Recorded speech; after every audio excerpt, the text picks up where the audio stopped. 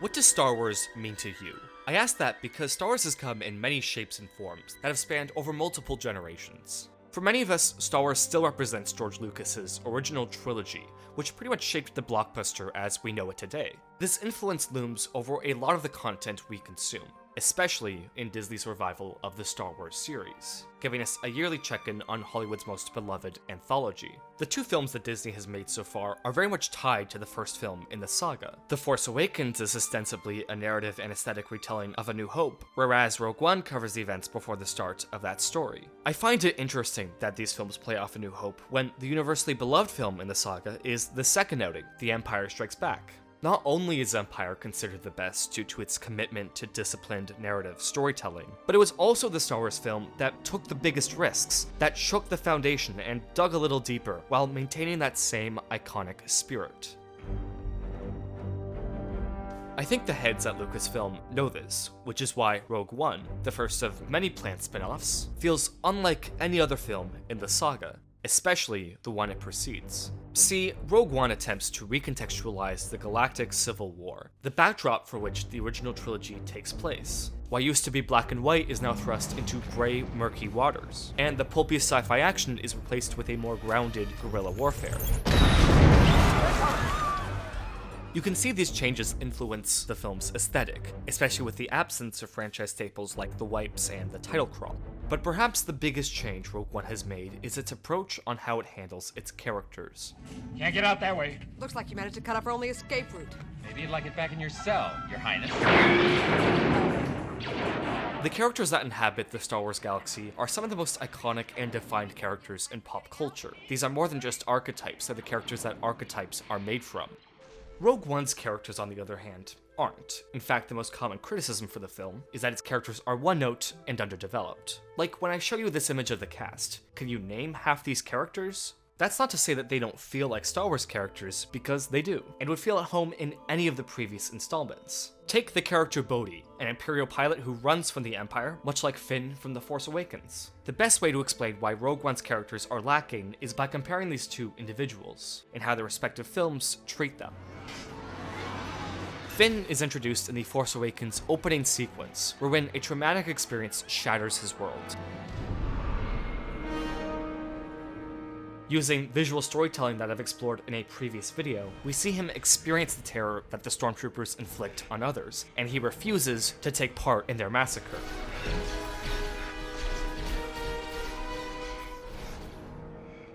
With nowhere else to go, he decides to rescue the Resistance fighter Poe Dameron, and they embark on a daring escape. After being separated from Poe and crash landing on the desert planet Jakku, Finn bumps into the rather competent Rey as well as the uber-important BB-8. While the mission is to escort BB-8 and its secret plans, Finn is mainly concerned with getting away from the First Order. When given the chance, he takes it, leaving behind all of those he's helped on his journey. But before he can leave, their ragtag group is attacked, and Rey, the only person he's ever cared for, is abducted. Overcoming his fears, he leads a dangerous mission into Starkiller Base and manages to rescue her.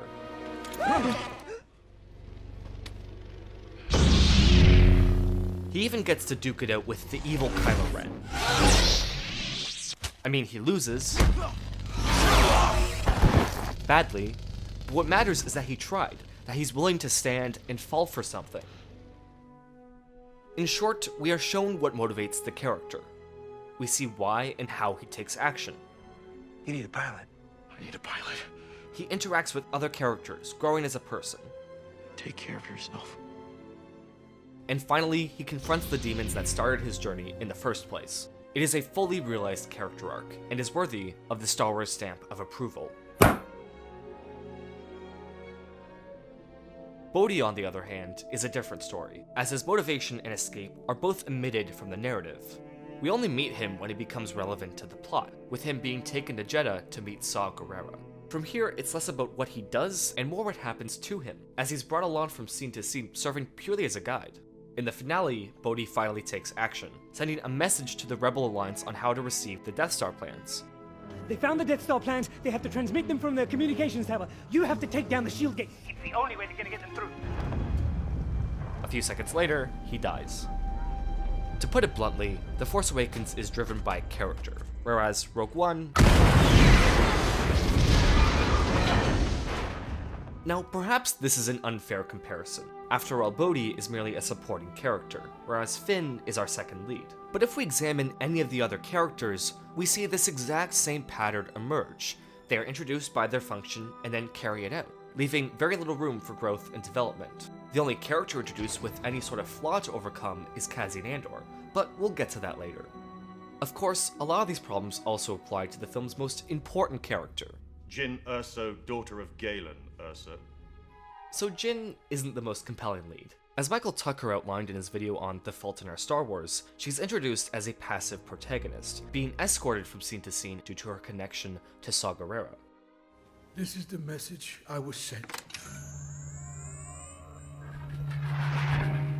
This eventually does pay off in the film's most effective sequence, wherein Jyn sees her father's message while the Death Star wreaks havoc on Jedha. Stardust. Not only is it an expertly edited moment, but it's also a narrative call to action, akin to the death of Uncle Owen and Aunt Beru or this moment with Finn I mentioned earlier. But whereas those films use their moments to launch into their respective stories, Rogue One instead doubles down, making it the narrative center of the film. Then we'll find him and bring him back. And he can tell them himself. From here, the film branches off into a 30-minute detour on Edu, with the sole purpose of reuniting Jyn with her father, and receive the exact same call to action. It's Jyn. Jyn. Stardust. Despite being a crucial moment, this scene fails to make any impact, for it's merely the texture of sadness, a clearly tragic moment without any sort of emotional context.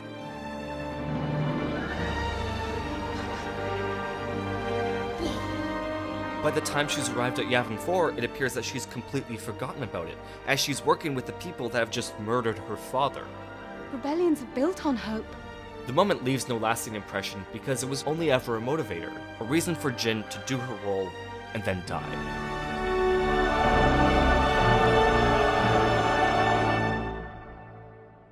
And with that, I feel the most important character in the film is left with no real character arc. The moments where she starts to bond with the characters surrounding her are the moments where the film is wrapping up. But that's not to say that there aren't any narrative arcs, that there isn't a beating heart at the center of the film. Because there is. It's the rebellion.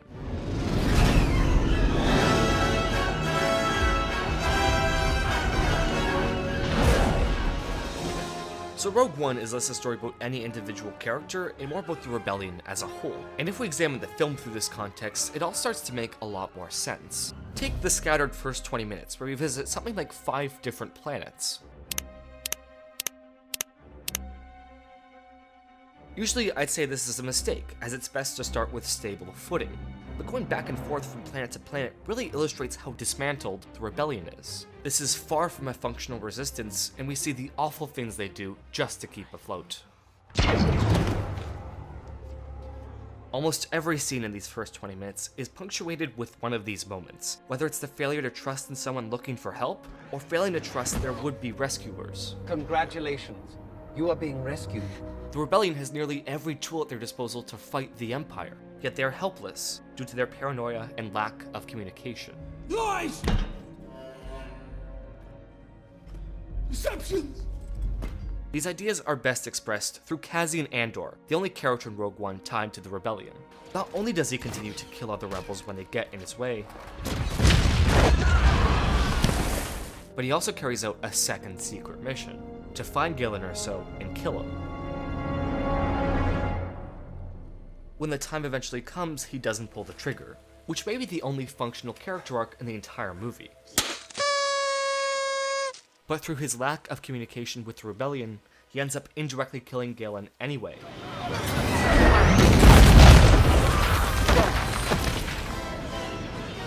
When the rebellion regroups on Yavin 4, they reject Jyn's call to action. It takes Cassian to disobey his orders and begin the mission for the rest of the rebellion to follow suit. Leaders en route.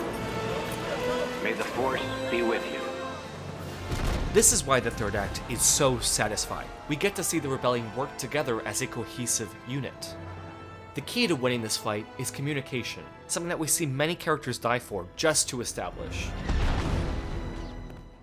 While these deaths aren't rooted in character, they are done so in the service of the rebellion, and not one sacrifice is more important than the other. In many ways, the Darth Vader scene is a microcosm of the film, as we see the individual sacrifices made against an unstoppable force to keep the rebellion alive.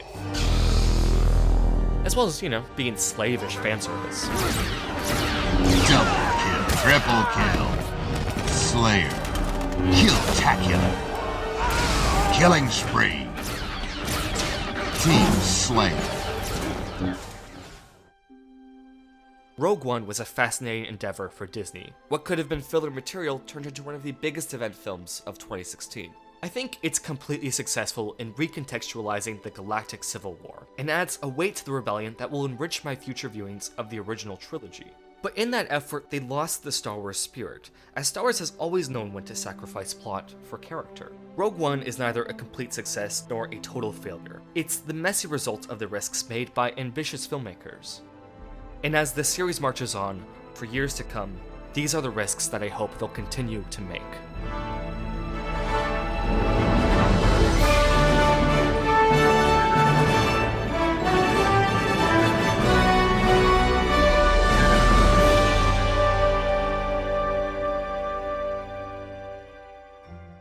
This video is brought to you by Squarespace. Whether you need a domain, a website, or online store, make your next move with Squarespace. With their all-in-one platform, there's nothing to install, patch, or upgrade ever. And it has never been easier to make your website beautiful with their 16 new designer templates. And they always provide their 24/7 award-winning customer service. To start your free trial today, go to squarespace.com/filmsandstuff and get 10% off your first purchase. A few other wrapping up notes. Sorry for the voice, I have a bit of a cold. Follow my Twitter. Twitter is the best way to keep up to date with what's happening on the channel. I'll do polls that may or may not influence the videos. I can interact with you guys, ask for questions, and get immediate feedback. Also, as you may have noticed with the video, I'm kind of playing with different kinds of content with, longer formats. If you thought this was long, you ain't seen nothing yet. Of course, I also want to give a big thanks to my patrons. Just that support really means a lot. If you just want to pledge $1, that really helps. Alright, I'm done. That was a long project. I'm gonna go watch The Last Jedi trailer like 5 more times. That was really good, wasn't it?